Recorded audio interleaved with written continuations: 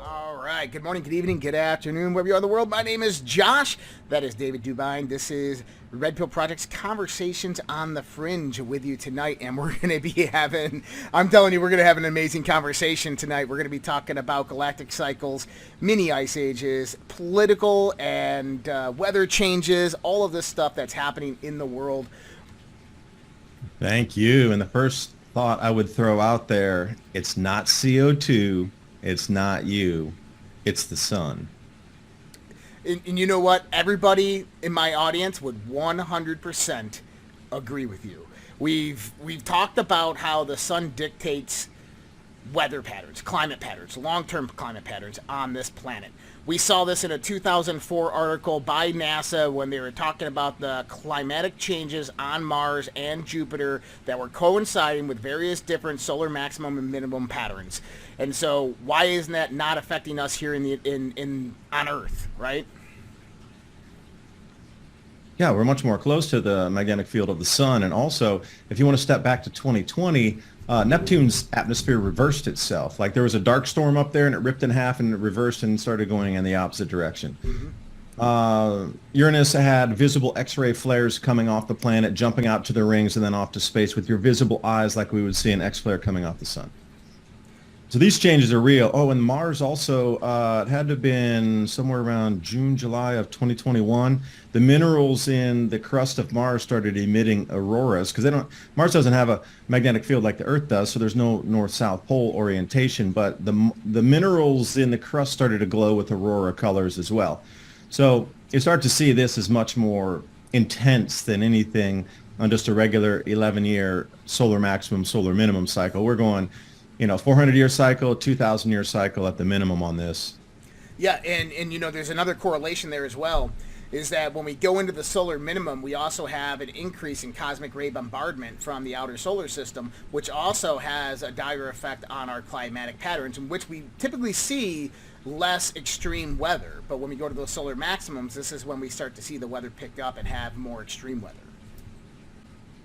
Yeah, the sun's responsible for so many things. Now, you think about cosmic rays being cloud builders as well. They're precursors, and when they come ripping through the atmosphere, they ping off of everything, and then that will eventually turn into a cloud droplet that will rain out. So you find if you look through the minimums and maximums, and if you go back further in time to the centennial minimum, which is the 100-year lows, and then you start to look at these 11-year average solar maximum, solar minimum cycles.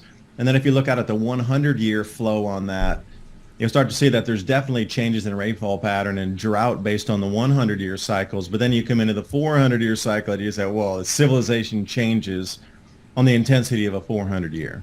And we're at it again right here, right now.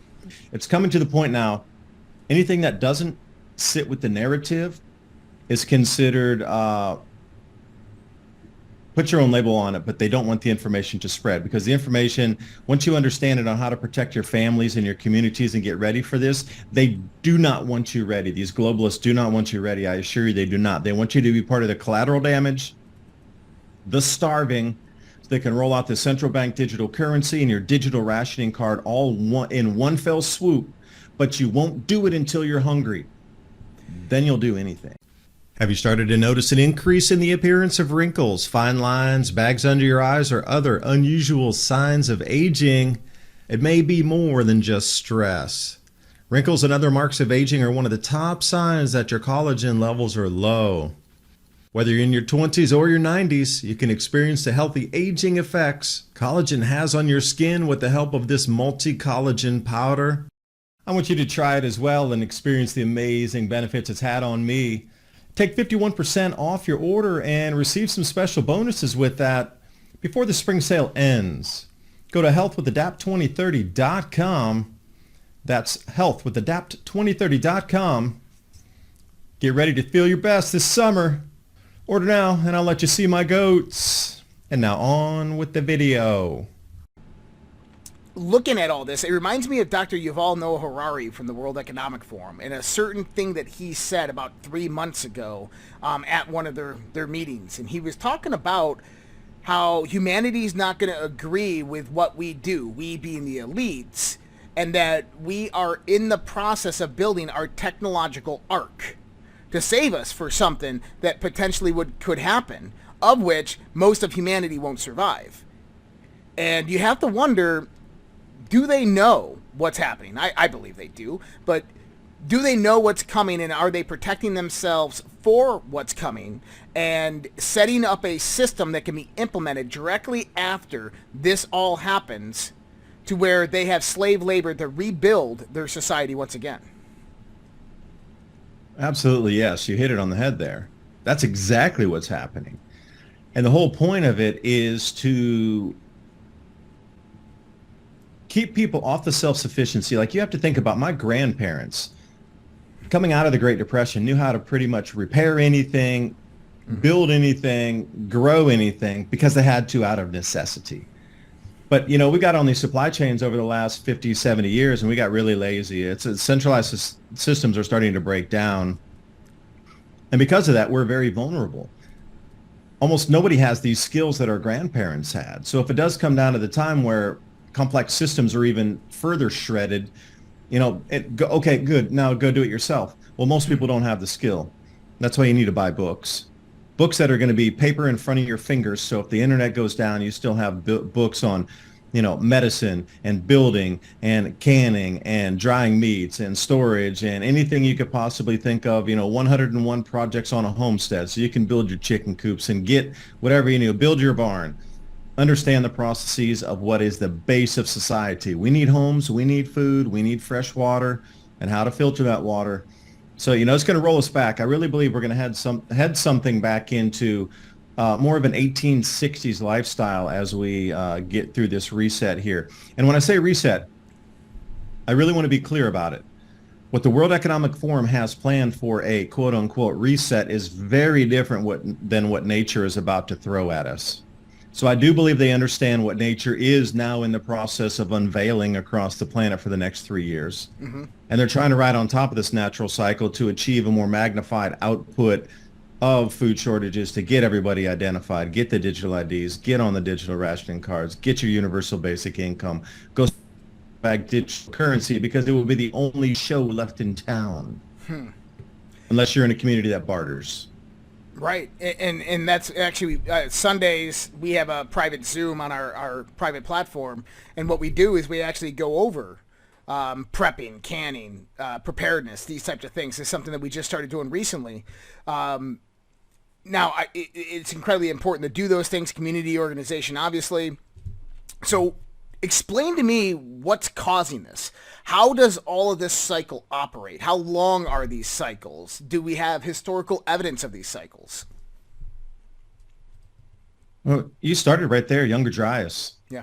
And notice how when you get into the climate debate, they never go further back to the Younger Dryas impact era, because you could see temperatures rising 30 degrees Fahrenheit and dropping that quickly too, yet we're fed that it's the all-time fastest rise ever. Just go back 12,000 years. Oh no, it changed so drastically that I think after the Younger Dryas, you know, it's around this number. There are about 10 million people left on the planet.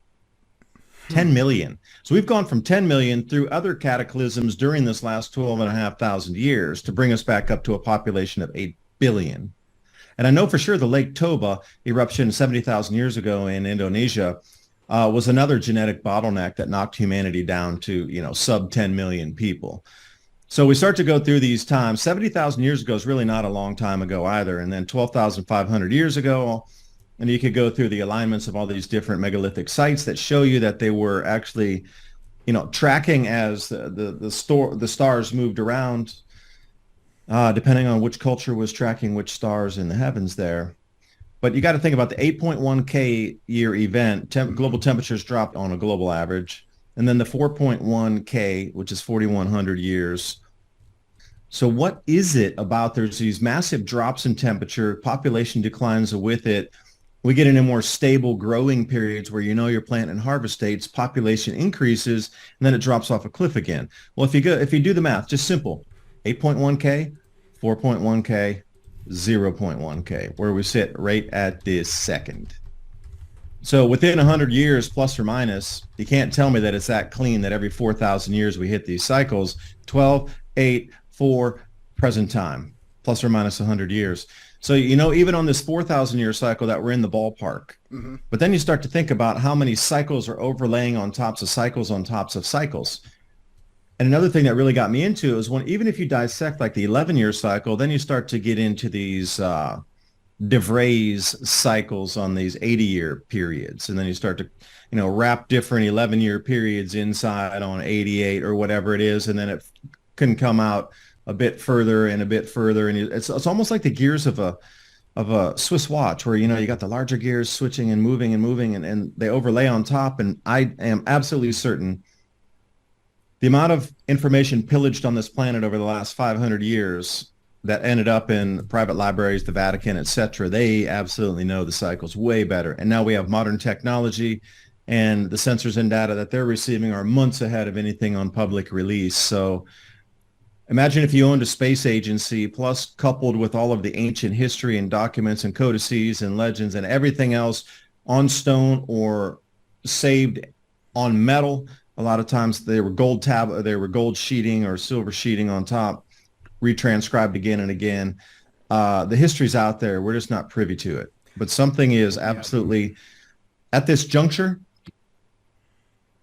and you're not being told about it. Yep. Now, why not? I find this interesting because what you're saying correlates a lot with what I've been researching for a very long time. 2010, I started noticing correlations between coronal mass ejections and earthquakes.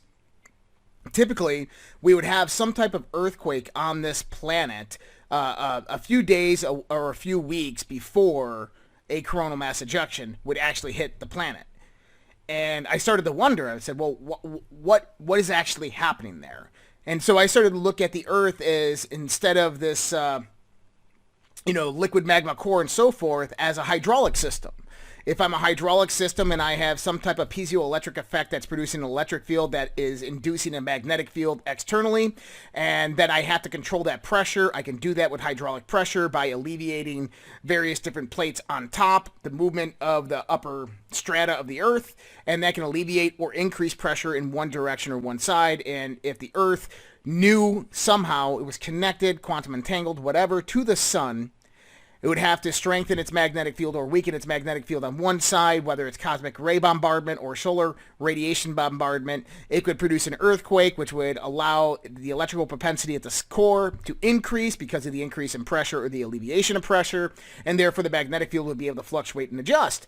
And I started on this, and I started seeing that this wasn't the first time that we've had these types of events come past. This isn't the first time that people talked about these types of events. This is in ancient history. They talked about various different connections between the Earth and the sun. This is why the sun was revered within ancient mythology. This is why they looked at it as the primo god.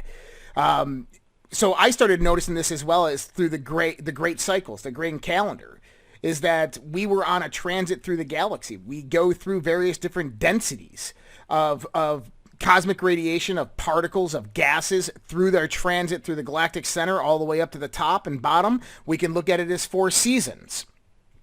Now, I'm curious, do you have any comments on that in the sense of how the Earth's magnetic field fluctuates pertinent to various coronal mass ejections? Yeah, because you have to think about the fields of the sun up there. The reason they start twisting into those sunspots is disturbances in the magnetic field, and then you get those looping on the umbras up there. Electromagnetism and pressure differences, they're A and B. They're 2 separate sets of categories. So when we're talking about solar winds come blasting through at 800-900 miles per or kilometers per second, there's also another factor at play which disrupts agriculture in that. So you described that perfectly. Like, wow, the way you hit that, I really haven't talked to too many people that can run it like that really get the inner workings of it. But you have to realize on the electromagnetism side too, you're going to have an outbound current flow that if the Earth, for simplified, think of it as a capacitor, if there's an overcharge on that, it regulates itself. So there's going to be an overcharge outbound current flow, and you can identify those where the halo elves are above and the ionosphere at about 100 miles up. But if you trace it further down, you're going to come into the blue jets and the red sprites. You start to map those over, that are routinely seen in different areas across the planet over the crop grow zones. And you know that that's an electrical outbound flow, which is agitating and speeding up the current flow. Like a light bulb in a coffee shop is the best example. You can turn it up and it glows faster because there's more electrons running into the current and the wires in there, or you can turn it down and you dial it down and there's less electron movement in there based on how fast things move on the flow of electricity into it. So when you think about it as a electric circuit on the globe here on the outbound flows, the way that electricity is going to disturb local weather patterns, it's going to heat and bend. So the general precipitation patterns, once they hit that new, faster, heated area, they're going to start moving and dropping precipitation in different places, or they're going to bend all the way around and the clouds are going to evaporate and they're going to come into a drought. So that's what I've been doing on the GIS mapping software is I'm trying to map out where I'm seeing these elves at the upper band, at the ionosphere at that upper range about 100 miles up, and then following it further down into the lower layers of the atmosphere where the sprites and the blue jets occur, and then finding those ground points and matching up agriculture zones and which crops are grown in there, and doing an addition subtraction on a global total. For example, barley, oats, they're going to have a way different outcome. If you reduce 20% of global oat production like there was in the Volga region last year, that would be the reason oats spiked to record highs. Because corn, soybeans, and wheat, that's grown globally, and there's just so much of that crop out there that if you take one region offline, it's really not going to affect the global price. It is, but it's not going to send it to the stratosphere because you lost 20% of the oats and the barley. So if you start to map out exactly what you're talking about, but now follow the current outflows and the disturbances over the ag zones, then you start to get into why this all really makes sense, why they follow the sun, why they worship the sun, because they knew, literally the ancients understood that the cloud cells and jet streams are either locked in place because of magnetics, or they're allowed to flow free because the magnetic field has waned and weakened so much. Like nobody gives the ancients credit for understanding into this. But now take it into the agricultural zones that can be identified and mapped out with the losses of what we're both talking about tonight. Then you can do the mathematics on it, and you know precisely where the crops will be lost and which countries will experience the food shortages first and the civil unrest first. So if you're, excuse me, Josh, let me ramble for a second here. Yeah. But if you're an investor in an emerging market and you know that currency is going to devalue 50% based on the civil unrest because of the crop losses, that kind of information is a little bit valuable for people. And that's all I'll say there. I was going to ask, do you trade? Do you trade futures of commodities? Exactly. Yeah, legally, I'm going to say I do not trade based on the information I put out on the crop loss areas, on the magnetism and the outbound current flows of our planet. I do not trade that. Man, it's fascinating Others too, do though, because we live in such a dynamic system, but it's replicate. And this is the interesting thing, is if you go down to the atom, if you go to the molecule, you go to the cell, you go to the planet, you go to the solar system, to the galaxy, it's a replicate system. And if we just paid attention, if we just observed nature for once in our friggin' lives and didn't allow money to control academia, we would begin to unlock the secrets that our ancestors once knew. Yeah, but unlocking those secrets means free power. Never-ending, limitless, on-demand power wherever you set up a unit that can use magnets to spin against each other. Now, again, the whole thing on metering every aspect of your life would go out the window, and there would be literally no control on the planet of these same globalists, elitists, because they need to have a monitored system and a metered system for every breath you take, every cup of water you drink, every morsel of food that you buy, the rent over your head, everything. But imagine if that was scraped away and limitless power was at your fingertips in your home of something half the size of your washing machine. I want to jump into this because I was in the 1990s, I was fascinated with Nikola Tesla, read everything I could possibly get on Nikola Tesla. I went into the military 10 years. I worked on advanced electronic gun missile fire control systems, combat directory systems, got an education in basically electrical engineering. And I'm still fascinated by this topic, especially free energy, or really, it's not really the right word for it, but energy from the vacuum, quantum fluctuation, whatever we want to call it. I'm fascinated by this. Explain, please. Well, I understood the same mechanics you did, so I ended up going up to Zagreb over in Croatia, and we went up into Nikola Tesla's laboratory over there.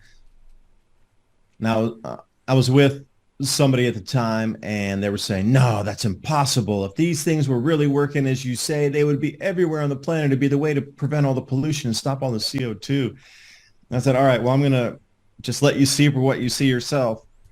Remember, these patents have been around since the 1880s and 1890s. Mm-hmm. We're not talking anything new here. The 1880s, 1890s. We go into this place. I got in the Faraday cage. They shot a bunch of stuff around. I was, because I was doing a video there, so they arranged that I could get in the Faraday cage when they were doing the demonstration. But as we walked through, there were no less than 16 working models of magnetic motors. Now, some of them were really simplistic on it was just two discs that moved around, and other ones were just two magnetic fields on magnets that were going around on sticks and things. But they did have a couple models there that were spinning pretty fast, definitely on the RPMs around 1,200 RPMs, and they were really loud inside too. So they had some sound shielding over the boxes there. But there were definitely an enormous amount of working models. And after we came out of there, it was just like the aha realization moment of they've hidden this technology. Because it's really super simple. Like you as a kid in a classroom, you put two magnets on a desk and you push one toward the other one and it kind of moves away. Now replicate that with incredibly, it could be an electromagnet or it could be a neodymium magnet and get the. And I look back, and this is another thing you and I are going to we're going to definitely resonate on this one here. A lot of the sacred geometry and the numerology that's within the mystic schools will show you the angles that you would need to orient those magnets. So when you start to run through all these sacred numbers, when you get up into the 36s, the 72s, the 108s, this type of thing, that's on what you might need to put at 37.5 degrees on a tilt to get the magnet to break the bond to move to the next one. But when we come into some of these numbers, that are routinely through history and everything carved in temples on 3, 6s, and 9s, and you go through not only the 36 degree, or you could either tilt your magnets at 36 degrees or 37.5 degrees off to get that magnetic the bond to break, and you might need to add maybe like 1% of your output back in to continue to get that to spin, but you can do that with boards that we have today. But the same thing that I found with talking about the sun, when the sun's stepping down in its electromagnetic resonant state, once it gets below 36%, then things start to go haywire, which is exactly what we're seeing today. Like the magnetic field doesn't have to go to zero in the sun before we start to see extreme outcomes and output on the Earth in terms of our terrestrial weather systems and atmospheric disturbances. So I start to trace back in history because I lived in China and I know about the Beidou Qixing and the whole cult of the Big Dipper and how they use dragons to represent fire flows from the sun, like plasma currents from the sun. They understood that way back. Like, it doesn't have to go to zero, but again, just roll back into the sacred numerology and you'll start to see that there's points that match in science when you're either getting pressures, electrical flows, or plasma densities that things start to change at those integral numbers in experiments. It's interesting that you mentioned that. You're right. We will resonate on this. The sun, the sun is 108 Earth wide. If you took the sun 108 times, it's the exact distance to the Earth. There's 108 moons in between the moon and the Earth. This number 108 keeps replicating over and over and over again. In the Plato mystery schools, where a lot of sacred geometry actually came about from, they revered all of the various different geometric structures except for one that was hidden and secret, and you couldn't even mention its name within the mystery schools, and this was the dodecahedron, which is basically a pentagon on each side. Now the angles between each angle of the pentagon is 108. So I find it fascinating as well. 108 is 9, obviously Tesla connection there. I used to work with a company, just consulted for a little while. I was sent to review a whole bunch of different free energy experiments, and we review them online and through Zoom and stuff like that. I mean, you have the Bedini motors, you have tons of other people that developed various different types of magnetic technology. And in conceptualization, it makes a lot of sense that why are we not developing more technologies based upon this? Why are we reverting towards, silicon panels that pull in solar radiation, or wind turbines that are so 1800? Why are we putting ourselves through this in this so-called green revolution when we should be investing these billions of dollars into exotic energy technologies that we know are there and work, and that there's thousands upon thousands of classified patents through the patent office in the United States of America alone for these various types of things. I talked to so I was in the military, and we get big tech pubs in the military. And I was in one of my primary mainframe computer schools, and the first computer that was developed for the United States Navy, the original design plans came out in 1952 and had fully designed transistors within the tech pubs. I've seen the tech pubs. And I said the transistor wasn't invented till 62. How is this even possible? And they kind of started laughing. They think, hey, you think that's crazy? Just wait. And I started talking to one of the gentlemen who actually worked in the IBM labs, who developed the inverted resistor, which would actually generate power when put into a circuit. And this is classified technology that you don't see. And it's like, what are we, obviously control. We understand it's about control. We are sheep to them, and this is where it's supposed to go. But for us, setting up parallel systems, parallel economies, we need to be doing more research into this. We need to be rebuilding these sacred designs and bringing them forth for our power systems. Yeah, I agree, but it's just too disruptive on a mass scale. Schallberger principles, also with gravitational vortex power and some, smaller gravitational or, GVP units that you could put in a stream flow of, say, 1 cubic meter per second flow. These types of things will be used for anybody who's trying to get off the grid that can actually implement a system that has continuous water flow. The Preparedness magnetic motor is the one I'm most familiar with. Designed out there quite a few places. Preparedness. And there are different inventors, and you can go through an enormous amount of different designs and see which one might fit your needs or your electrical expertise, or those in your field that know. Yep. Now, there we go. If you use it just yourself and your community only, and you do not try to bring this to mass production, right, or put your designs out to the planet to get everybody else to try to follow you, generally you'll be left alone. But the minute you try to put it and commercialize it, like the boys over in Korea did, we haven't heard from them in some time. And it just does seem to be like this. You can go through chapter after chapter of history and just go back in time. And Josh, you're more well-versed than myself, of people who thought they were making deals that that was their last day because they were trying to bring out something so disruptive into society.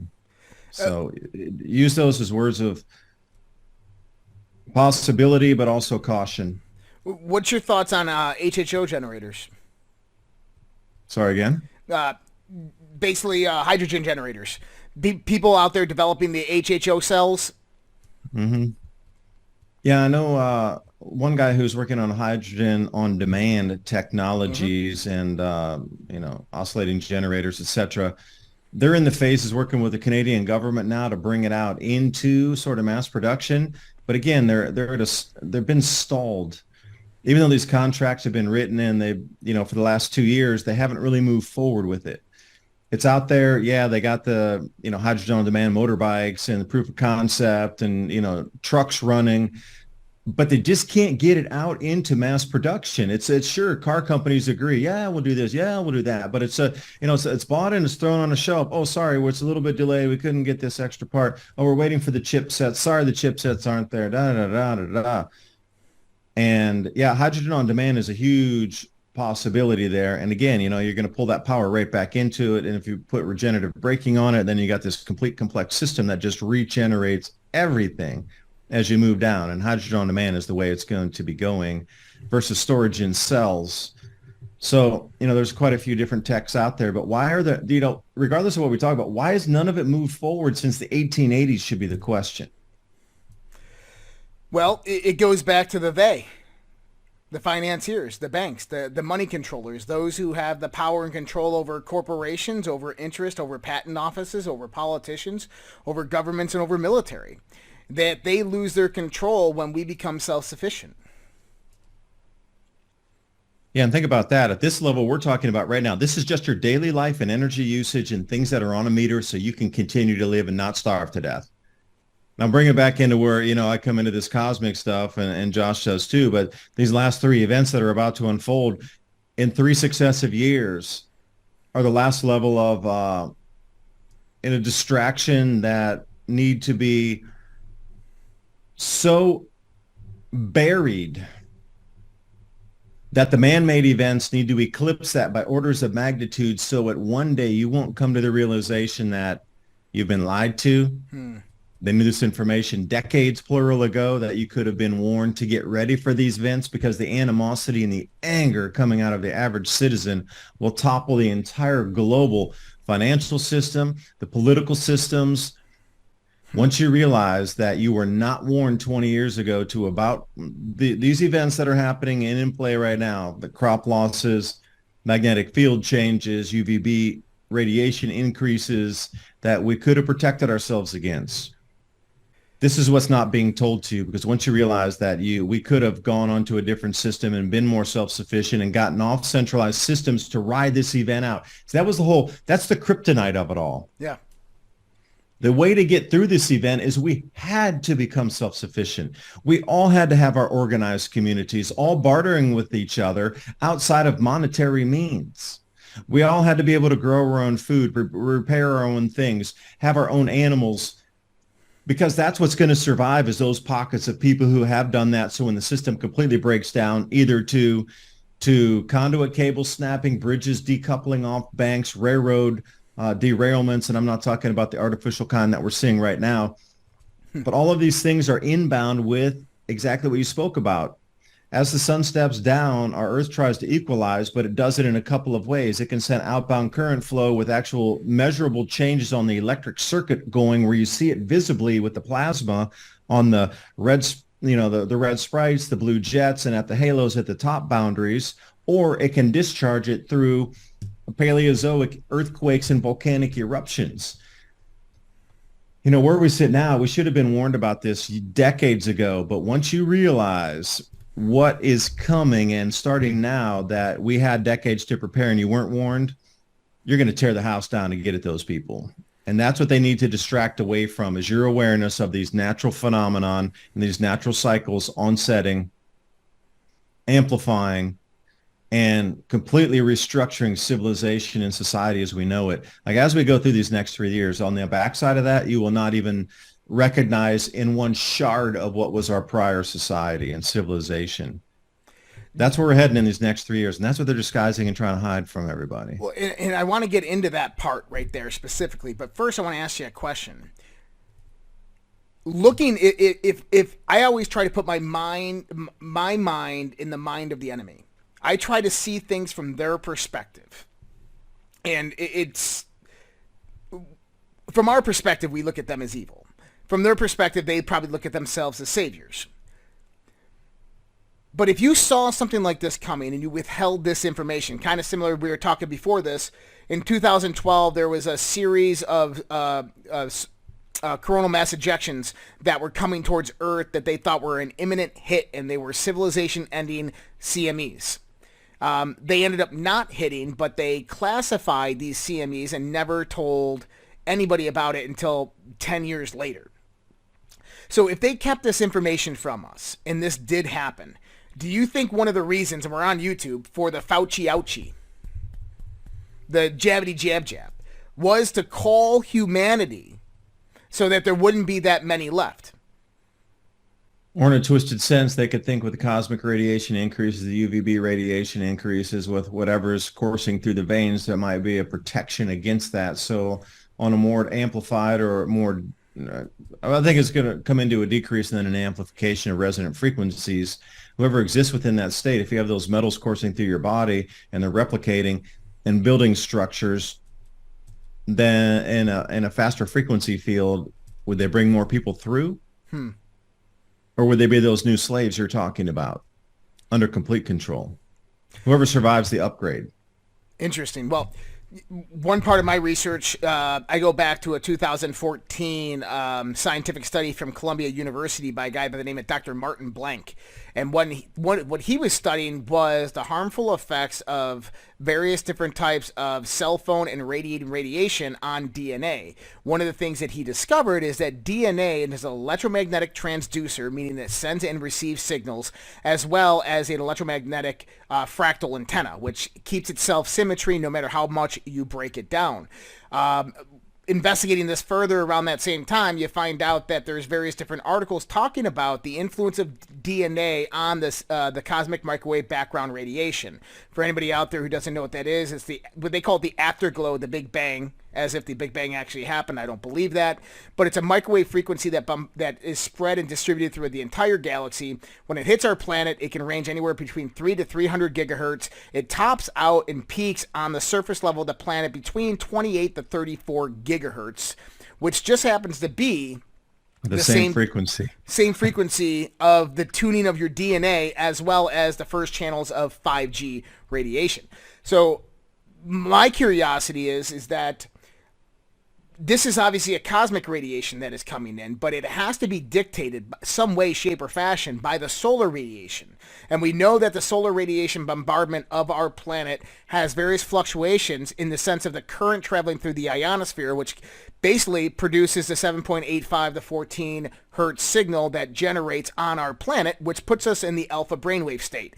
Now, I find that interesting as well because that Schumann resonance, every species on this planet exists within their optimized brain state, their alpha brain state, between that 7.85 to 14 hertz, except for one species, us. We're always in a dissonant state of that resonance. And, I attribute that to all the ambient radiation that's around us, from Wi-Fi to microwaves to 4G, 5G, to radar systems, etc. And you have to think about the Schumann resonance has really been blasting somewhere around sometimes 30 to 40 now. So that's so far outside the ranges there. And I'm wondering what kind of, peaks we feel. Because a friend of mine, Craig Simpson, up at Radiant Creators, we were trying to develop an app. This is just for our own personal use to try to map out our days energetically on the cycle of the moon, whether it was a full moon, a new moon, the KP index, which is showing how much energetics is reaching the planetary bow shock here, and then what the Schumann resonance was doing. So those variables and factors on the moon, the KP index, and the Schumann resonance. So there's ultimate combination of those, like a Rubik's cube. But if you could start to map it down, and you knew that there was a KP6 and the moon was new and Schumann was at the regular state, then you'd have this sort of day, and you could map that out energetically.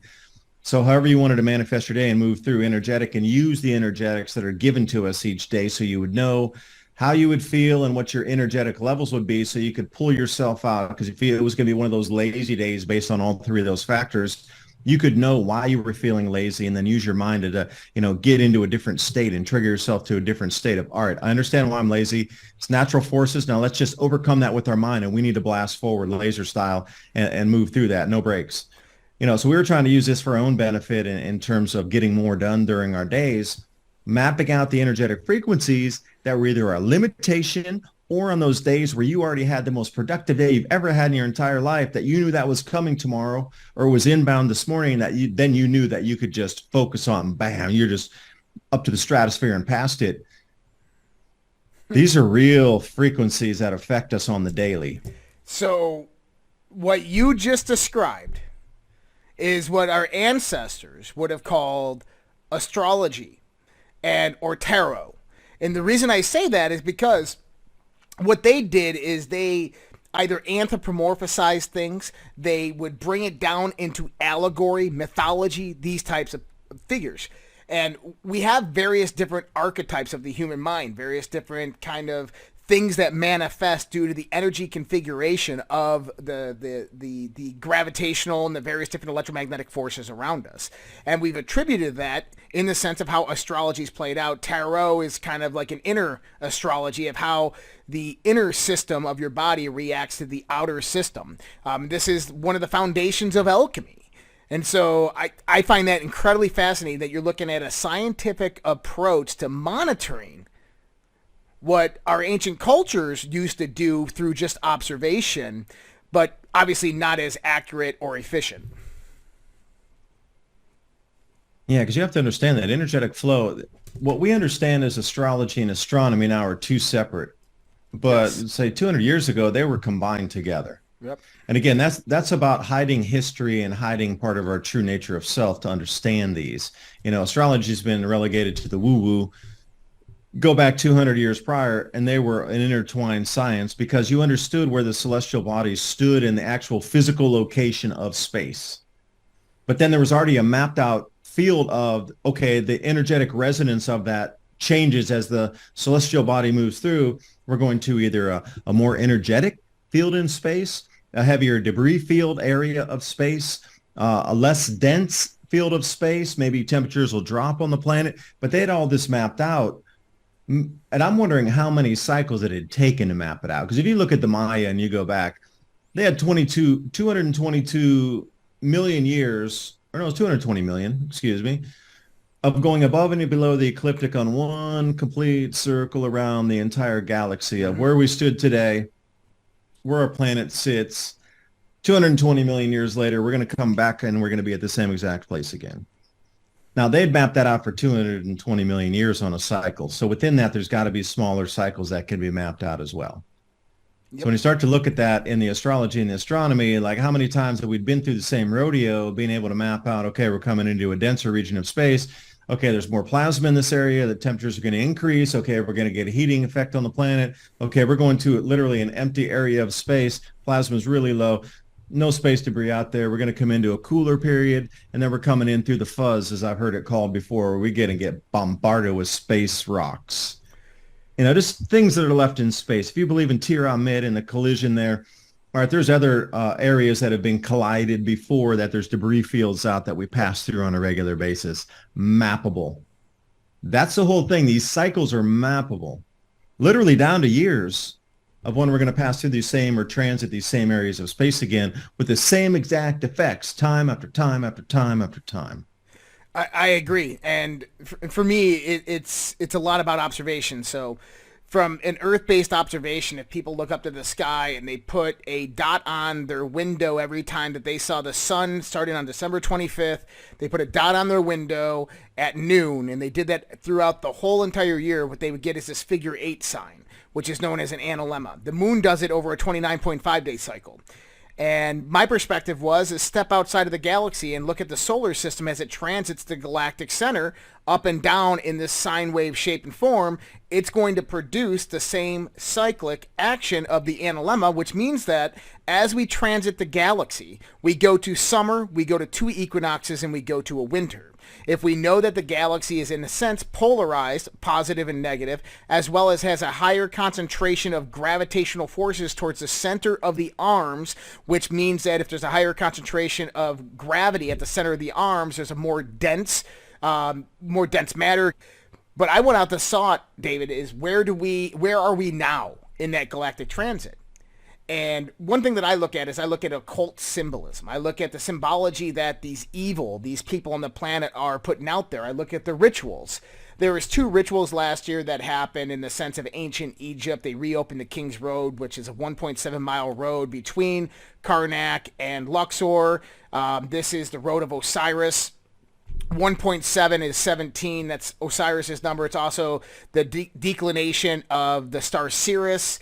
And so it has specific meaning. They're talking about the resurrection, the rebirth of Osiris here. And I said, well, they only reopen that road every 3,500 years. So that's every 2 or 1.5 processional cycles. So I started looking into where we were in this galactic transit.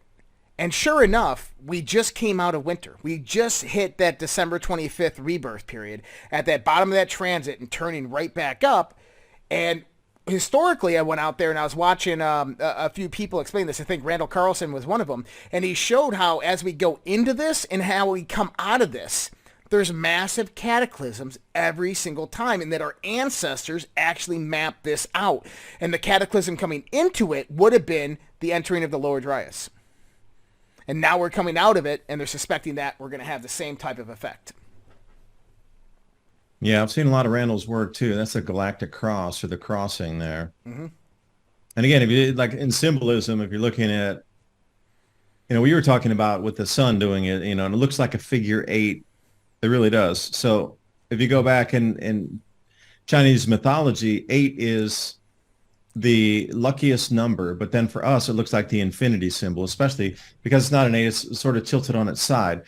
So it doesn't matter if you're looking at Western symbolism or Eastern mysticism, they both come with that number 8, quote unquote, but it's the same pattern that you're referencing. It just turned into a numeral in the more modern age, still encoded, still secret to many, but that galactic cross, again, when we start to talk about, birth of Christ, the cross, the crucifixion, why is everything that we look at also about the crossing? So it doesn't matter if it's religion, mythology, legend, it always has this same symbolism repurposed to explain the same exact events, whether it's a 25,700 or 750 year event, or whether it's a 2,000-year event, 400-year event. These same cycles are overlapped, but with the same symbology on top of them. And I guarantee absolutely 1,000% the keepers of this knowledge still are on this planet, keeping the time clock. Mm-hmm. Because one thing I learned living in China, there is still a sect in China following the Big Dipper, the Beidou Qixing, which is the cult of the Big Dipper.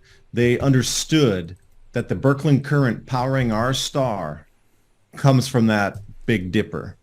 The way they have that talk about the current flows, the consciousness of humanity emanates from that. So there's still an entire worship and study of the heavens, the mandate from heaven being removed from the rulers during times of Birkeland current flow step downs, which we're experiencing now, basically changes in the sun's output, changes the magnetic field on the planet, less crop production. You can't feed your people. You have no right to rule. And they have this mapped out, and there's actually a real name for that. The mandate from heaven has been removed from the emperor.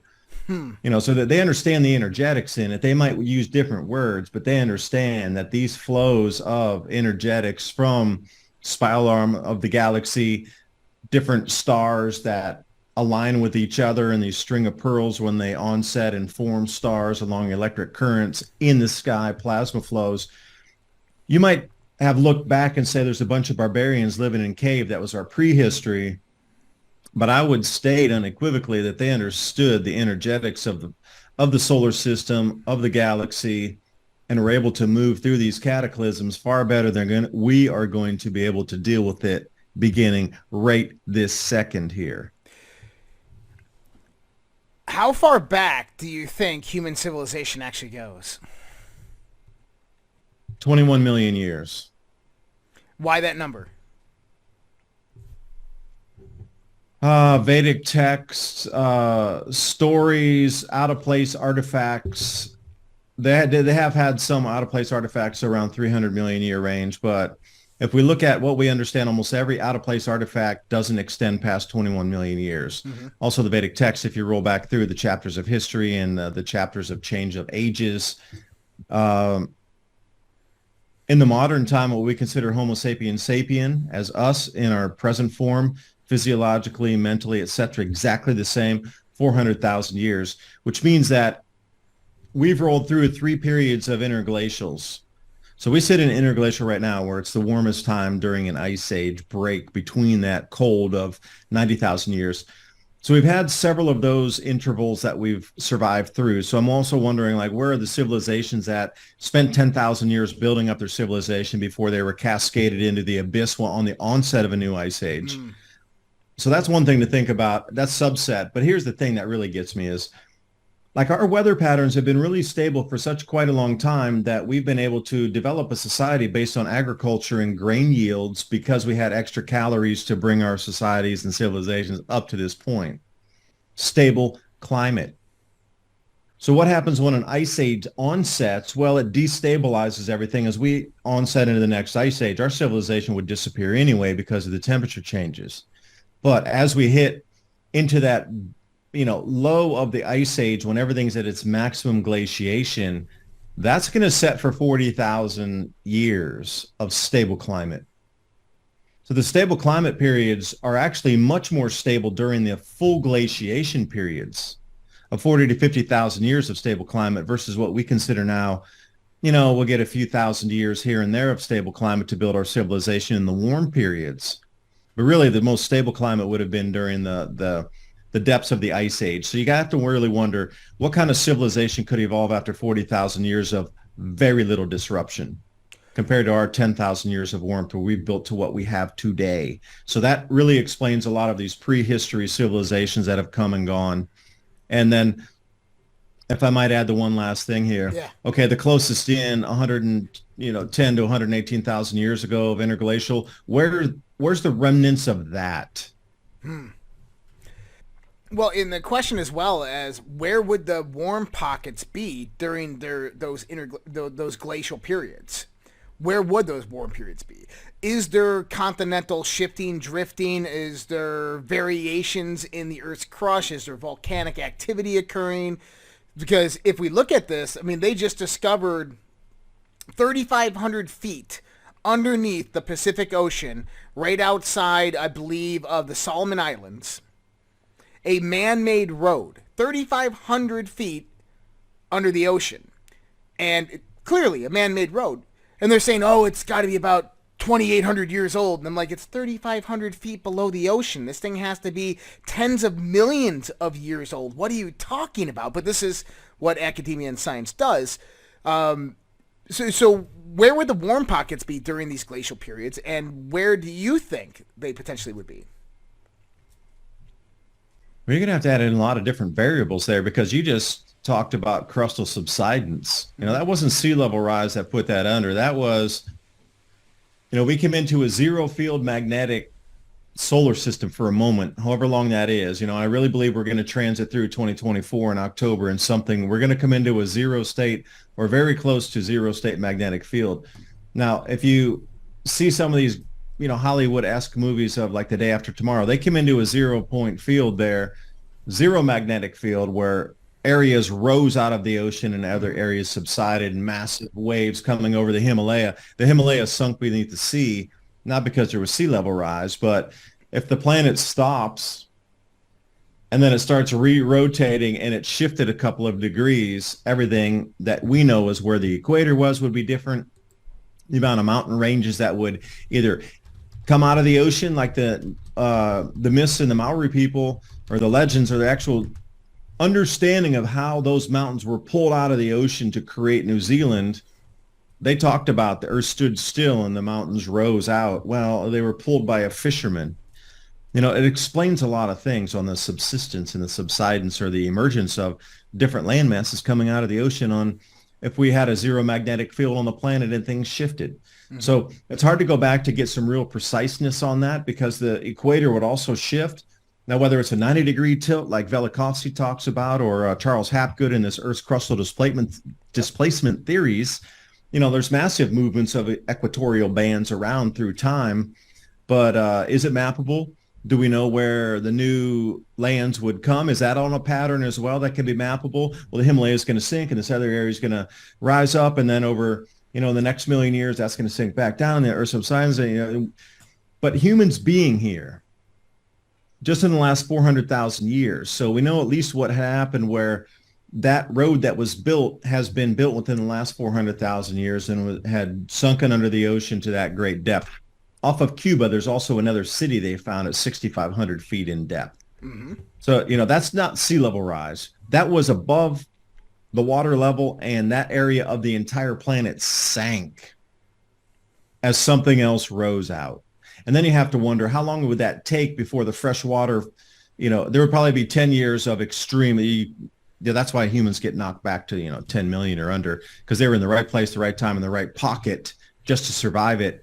And then eventually weather patterns would stabilize. We got to figure 10 years of just, once in a thousand, once in a 5,000 year rainstorm, every single storm. Like how long would that would take to wash the salts out before the land would be viable to grow food back, and the stabilization patterns after all these cataclysms. We're talking 10, 20, 50, 100 years, 200 years before weather patterns and atmospheric flows get back to their normal.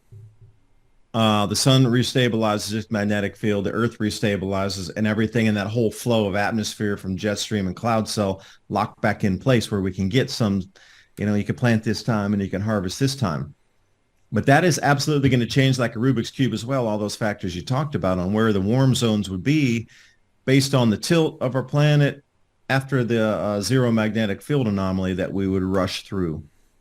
Yeah, if that makes sense. It does. It does. You mentioned The Day After Tomorrow. Now, that actually derived from a book called The Coming Global Superstorm by Art Bell of Coast to Coast AM and Whitley Strieber. And, a lot what they talked about in that book were the crustal changes that actually occurred. And I believe Whitley had some divine revelation of where this actually came from and brought this idea about. I know that Major Ed Dames, in the sense of the remote viewing project, had a lot to do with that whole vision. But if we look at the Earth as this hydraulic system, this electromagnetic hydraulic system, a pressurized electromagnetic system, it makes a lot of sense that after one of these major shifts and changes where you go to this 0 point activity, that the Earth would try to recompensate itself and readjust the inner workings of its pressurized system, of which you would probably see uprisings of continents. Antarctica move more towards the equator. North America maybe sink down below the waterline. Other parts come up. I mean, we've all seen the topographic images of the oblate sphere of this planet, of how deformed it actually really is, and how easy it would be for a lot of those things to sink under the sea and other parts to rise up. Yeah, and the Adam and Eve story is another one that was classified. Yeah, but that goes into Hapgood's work too. But just the crustal displacement, or what's that? Where they say that it moves about an inch or two a year, and this gradualism has been just like slammed into our heads since time immemorial. No, nothing can move that fast. No, there's never cataclysms that change Earth's present form over hundreds of millions of years. This plate tectonics explains it all. Why are they trying to hide these catastrophism events from us is the question. Because they're on a cycle, and you wouldn't pay your taxes or invest, and you wouldn't obey the rule of law. Once you knew another one was onsetting, there's nothing else to live for except the day. So why would you worry about 30, 50, 60 years in the future? You wouldn't.